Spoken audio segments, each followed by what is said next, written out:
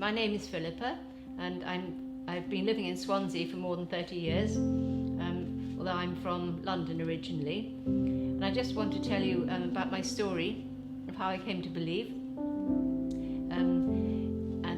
I've been a Christian since 1986, so I want to tell you what happened in 1986. I was 31 years old, and I was living with my husband and my son in a house in Bethesda in North Wales. I'd been married for 7 years, but the marriage was a bit of a disaster. Unfortunately, my husband was alcoholic, and when he got drunk he did some really crazy things, and he used to threaten both me and our son a lot. He'd threaten to kill us and other things, so I was really afraid, and as the years went by I was getting more and more afraid. So by 1986, this was the last year actually that we were living together, and instead of sleeping in the bedroom with my husband, I felt more safe if I was sleeping downstairs in a room on my own. So I was sleeping inside a sleeping bag, and I was taking books into the sleeping bag to help myself get to sleep at night. Anyway, before we moved into the house, there was an old lady living in that house, and she'd had to go into a home because she couldn't look after herself anymore. And she left a lot of things in the house, and one of the things,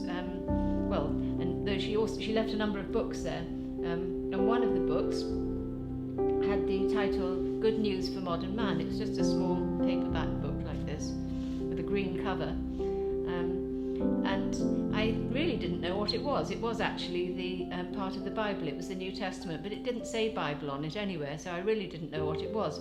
I just liked the title, so I thought I would take it into the sleeping bag and read it.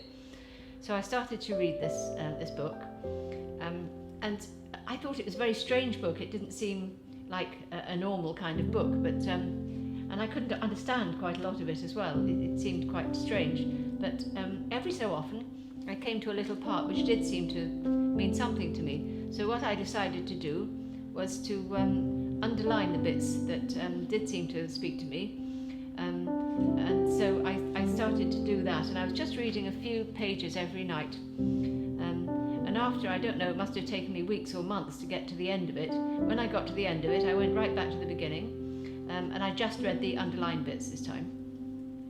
So one night I was reading one of these underlined bits, and this is when this thing happened to me that really changed my life.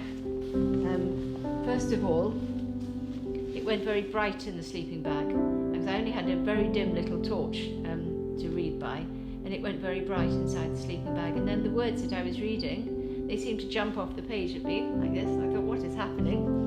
And then this was the best part. All the fear that I'd been feeling for literally years, just in one moment it was completely gone, and I felt like a completely normal human being. I just felt relaxed, peaceful. It was wonderful, and I feel as though it only happened 5 minutes ago, because it was so amazing at the time. And I laid down, and I was able to sleep the whole night until the morning, which I hadn't been able to do for years. I was waking up every hour or so, wondering what my husband was going to do next. But I slept the whole night until the morning, and then when I woke up in the morning, I remember looking out through the window and having this really beautiful feeling that I was safe, that I was protected, and that there was someone much higher than me looking after me. And I knew that was God. And that feeling has never left me since. It's there. It's always there. And that was the beginning of my conversion. So I hope that this story will have encouraged somebody out there who's still searching. And if you search, you will eventually find God, because he loves us to search for him.